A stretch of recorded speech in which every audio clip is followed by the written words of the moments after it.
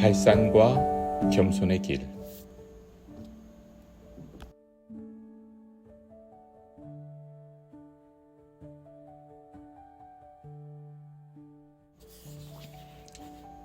창조는 빛의 환희 속에서 태어나고 소리의 질서 속에서 완성된다.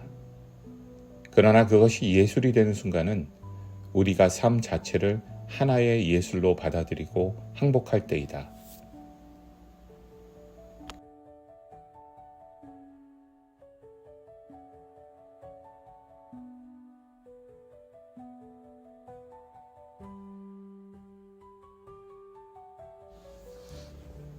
예술과 창조, 빛과 소리를 매개로 한 상상력의 구현, 41번과 31번 유전자 키의 상호작용.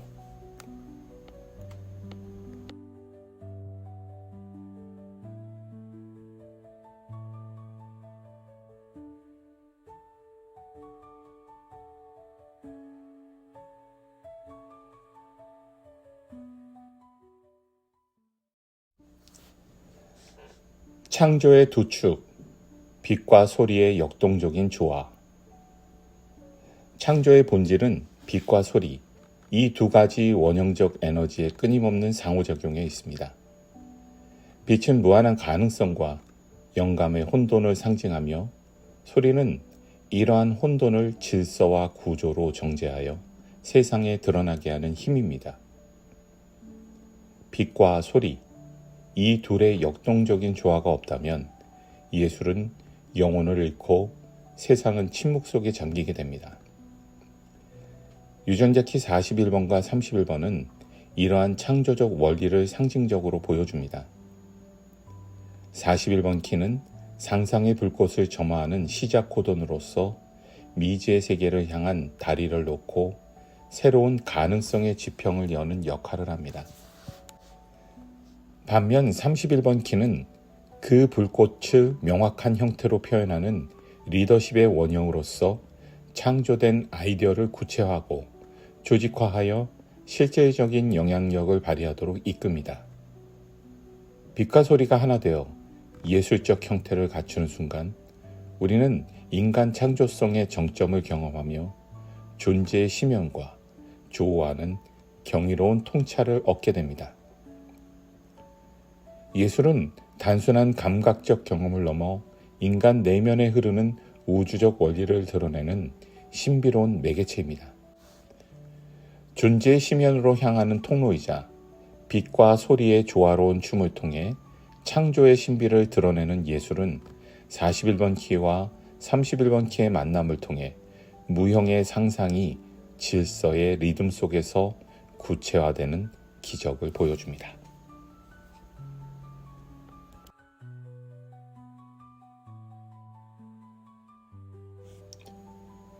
빛, 영감의 혼돈, 41번의 무한한 상상력. 41번 유전자 키는 모든 창조적 가능성의 씨앗을 품고 있는 시작의 코드입니다. 인간이 꿈꾸는 모든 비전과 상상력의 원천이며 현실의 한계를 초월하는 힘입니다. 빛은 태초의 혼돈 속에서 질서를 찾아가는 여정이며 예술가의 영혼이 가장 자유롭게 비상하는 순간입니다. 그러나 빛은 그 자체로는 무형이며 실체를 갖지 못합니다. 형태없는 영감은 아름답지만 현실화되지 않는다면 단순한 환상에 머무를 뿐입니다. 41번 키의 그림자인 판타지는 현실과 연결되지 못할 때 위험한 덫이 됩니다. 몽상에 빠져 현실을 도피하거나 비현실적인 목표에 집착하여 좌절을 겪는 등 부정적인 결과를 초래할 수가 있습니다. 창조가 진정한 예술이 되기 위해서는 41번 키의 빛이 31번 키의 질서 속에서 구체화되어야 합니다. 클로드 모네의 해돋이를 예로 들어보겠습니다. 그의 붓질은 빛을 고정시키지 않고 끊임없이 변화하는 감각적 경험을 포착합니다. 여기서 빛은 단순한 광원이 아니라 현실과 꿈이 공존하는 흐름이 됩니다. 마치 41번 키의 본질처럼 현실과 상상의 경계를 무너뜨리고 관객을 새로운 감각의 세계로 이끕니다. 음악에서도 41번 키의 원리는 분명하게 드러납니다. 구스타퍼 말러의 교향곡은 감정과 영감이 마치 춤을 추듯 얽혀 있습니다. 그의 교향곡 5번에서 느껴지는 극적인 대비는 희망과 절망, 빛과 어둠이 교차하는 인간 경험을 반영합니다. 빛은 단순한 밝음이 아니라 감정을 일깨우고 새로운 가능성을 탐색하는 힘입니다.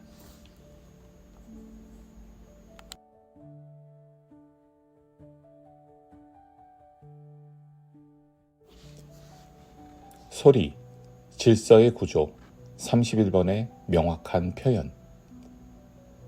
그렇다면 영감을 현실로 빚어내는 힘은 무엇일까요? 바로 31번 유전자 키가 상징하는 소리와 질서입니다. 31번 키는 창조적 비전을 언어와 구조를 통해 명확하게 정제하고 전달하는 능력, 즉 리더십의 본질을 담고 있습니다.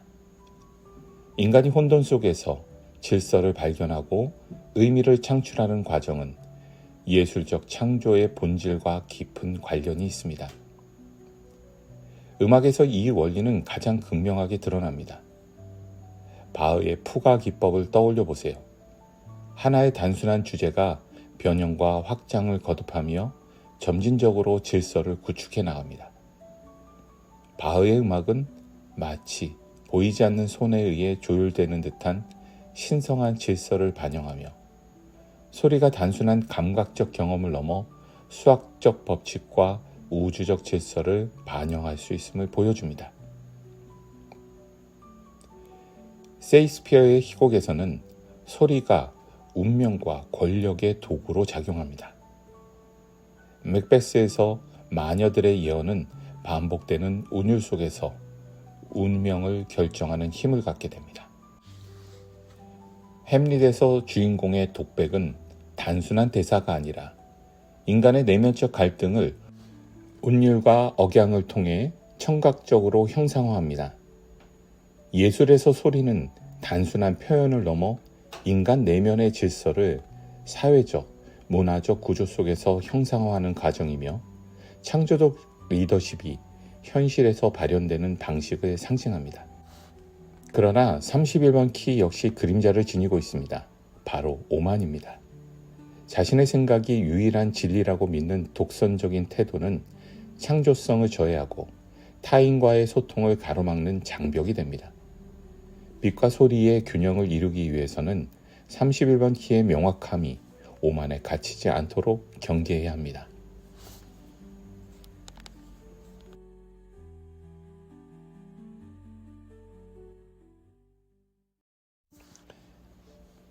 빛과 소리의 융합, 예술적 완성. 창조는 빛과 소리가 만나는 지점에서 완성됩니다. 빛이 없는 소리는 생명력을 잃고 소리가 없는 빛은 혼돈 속에서 사라집니다. 빛이 상상과 가능성을 확장하는 영감의 근원이라면 소리는 그것을 명확한 구조로 정제하여 현실 속에서 구현하는 도구입니다. 41번 키와 31번 키가 조화를 이루는 순간 예술은 가장 심오한 순간을 맞이하며 창조적 에너지가 무형에서 유형으로 변환되는 과정을 통해 진정한 완성에 이릅니다. 예술이 단순한 형식과 기교를 넘어서는 이유는 바로 이 두 원형적 에너지가 서로를 보완하며 깊이 있는 작품을 탄생시키기 때문입니다. 창조적 표현이 단순한 환상이나 감정의 분출에 그친다면 강렬한 여운을 남기지 못합니다. 반대로 지나치게 구조화된 표현은 감각적 감동을 잃고 메마른 형식에 갇혀버립니다. 훌륭한 예술작품은 언제나 빛과 소리, 영감과 질서, 자유와 구조가 조화를 이루는 지점에서 탄생합니다. 빈센트 반 고흐의 별이 빛나는 밤을 살펴보도록 하겠습니다. 그의 강렬한 색채와 소용돌이치는 붓질은 41번 키의 영감과 상상의 세계를 그대로 보여줍니다. 캔버스 위에서 별빛은 단순한 광원의 역할을 넘어 우주적 힘의 신비로움과 인간 내면의 고독한 열망을 상징합니다. 하지만 이 작품이 단순한 환상이나 감정의 폭발에 머물지 않고 깊은 울림을 주는 이유는 그 속에 31번 키의 질서와 리듬이 녹아있기 때문입니다. 반 고흐의 회화에서 빛은 끊임없이 움직이고 변화하는 듯하지만 그의 움직임을 분명한 선과 색채의 대비를 통해 조율합니다. 이것은 마치 우주적 질서 속에서 예술가가 창조적 표현을 명확한 형태로 구조화시키는 과정과 유사합니다. 별이 빛나는 밤의 곡선적 흐름과 원형적 구도는 빛의 무한한 가능성을 보여주지만 그 자체가 하나의 리듬을 형성하며 질서 속에서 완성됩니다. 그래서 그의 그림을 감상하는 순간 우리는 우주의 근원적 흐름과 인간 내면의 감정이 완벽하게 일치하는 경험을 하게 됩니다. 이것은 예술이 단순한 시각적 요소를 넘어 감각적이고 영적인 경험을 전달할 수 있음을 보여주는 대표적인 사례입니다. 음악에서도 빛과 소리는 극적인 조화를 이루며 감각적 경험을 확장합니다. 구스타프 말러의 교향곡들은 41번 키와 31번 키의 융합을 보여주는 훌륭한 예입니다. 그의 음악에서 우리는 무형의 감정이 질서 있는 멜로디로 구현되는 순간을 경험하며 혼돈 속에서 질서가 탄생하는 감동을 느낍니다. 말러는 단순한 멜로디나 하모니를 넘어 감정과 구조의 대립을 작품 속에 녹여냈습니다. 그의 교향곡들은 41번 키의 영감이 31번 키의 질서 속에서 발전하는 모습을 보여줍니다.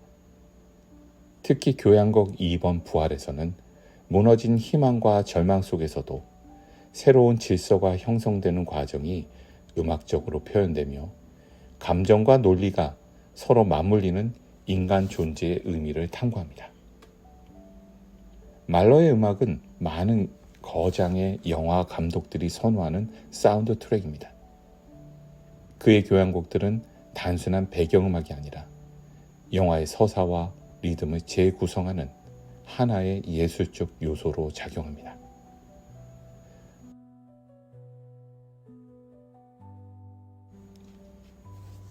프란시스 포드 코폴라 감독은 지옥의 묵시록에서 말러의 교향곡을 사용하여 전쟁의 광기 속에서 피어나는 인간의 내면적 서사를 표현했고, 마틴 스코세이지는 셔터 아일랜드에서 말러의 교향곡 2번 부활을 삽입하여 주인공의 심리적 재탄생을 상징적으로 암시했습니다. 스탠리 큐브릭은 말러의 음악을 깊이 탐구하며 그의 작품 속에서 감정의 혼돈과 질서를 교차시키는 독창적인 방식으로 활용했습니다. 큐브릭의 영화는 감각적으로 강렬하면서도 구조적으로 완벽한 질서를 유지하는 특징을 보입니다. 그의 영화 속에서 말러의 음악은 단순히 감정을 증폭시키는 역할을 넘어 장면과 장면 사이의 리듬을 형성하고 내러티브의 구조를 강화합니다. 이것은 예술적 창조가 단순한 감각적 자극을 넘어 내면의 감정을 질서 속에서 승화시키는 과정임을 보여줍니다. 예술의 본질은 자유로운 영감과 명확한 표현이 조화를 이루는 데 있습니다. 41번 키와 31번 키가 만나듯 예술은 단순한 상상력이나 기교의 문제를 넘어 감각적 경험과 의미의 질서가 완벽하게 융합되는 순간을 창출합니다. 빛과 소리는 분리된 개념이 아니라 하나의 창조적 흐름 속에서 서로를 보완하며 진정한 예술적 깊이를 만들어냅니다. 우리에게 이렇게 감동을 선사하는 예술 작품들은 언제나 이 두 요소가 절묘한 균형을 이루고 있으며 이를 통해 우리는 인간 경험의 가장 깊은 차원을 직관적으로 이해하게 됩니다. 빈센트 반 고흐의 그림에서, 구스타프 말러의 음악에서, 그리고 제임스 조이스 언어에서 우리는 이러한 빛과 소리의 융합을 목격할 수 있습니다. 조이스는 율리시스와 같은 작품에서 의식의 흐름 기법을 통해 41번 키의 자유로운 상상력을 탐구하는 한편, 정교하고 다층적인 문장 구조를 통해 31번 키의 언어적 질서를 구축했습니다. 그의 작품은 언어를 통해 인간 내면의 혼돈과 질서를 동시에 드러내는 빛과 소리가 융합된 예술의 정수를 보여줍니다. 창조는 단순한 기술적 행위가 아니라 인간 내면의 질서와 혼돈이 하나로 결합하는 신비로운 과정입니다. 예술가는 빛과 소리의 춤을 조율하는 마에스트로이며 그의 작품은 우주적 에너지가 형식과 의미 속에서 조화를 이루는 공간입니다. 궁극적으로 예술의 완성은 41번 키와 31번 키가 하나의 흐름 속에서 만나 이루어집니다. 자유로운 영감, 빛과 명확한 질서, 소리가 융합될 때 우리는 창조의 신비를 경험하며 그것이 인간 존재와 우주적 질서의 일부임을 직관적으로 깨닫게 됩니다.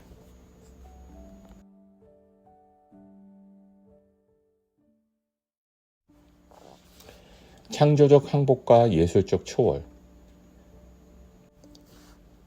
41번 키의 빛은 무한한 가능성과 상상력의 원천이며 31번 키의 소리는 그 가능성을 현실 속에서 구현하는 명확한 표현력입니다.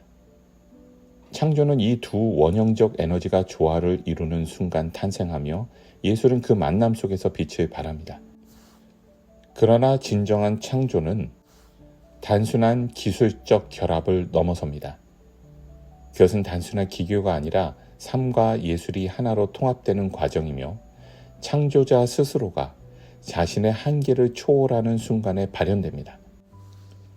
41번 키가 상상의 세계에서 예지로 나아갈 때, 즉 미래를 향한 열린 마음으로 가능성을 탐험하고 직관적으로 본질을 깨뜨려 볼 때, 그리고 31번 키가 오만에서 겸손으로 승화될 때, 즉 자신의 한계를 인식하고 더 큰 흐름에 자신을 열어놓을 때 우리는 비로소 빛과 소리가 하나 되는 신비로운 순간을 경험하게 됩니다. 예술은 단순한 표현을 넘어 존재의 변형입니다. 인간과 세계, 그리고 우주적 질서 사이의 신비로운 대화입니다. 예술가는 창조를 통해 스스로의 존재를 확장하고 개별적 정체성을 넘어 우주의 흐름 속으로 들어갑니다. 빛과 소리는 결국 같은 근원에서 출발하여 서로를 통해 완성되는 순환의 법칙을 따릅니다. 41번 키의 무한한 상상력이 31번 키의 명확한 질서를 만나 현실화될 때 우리는 창조의 본질을 깨닫게 됩니다. 우리 모두는 예술가이며 삶 자체가 하나의 창조적 과정입니다.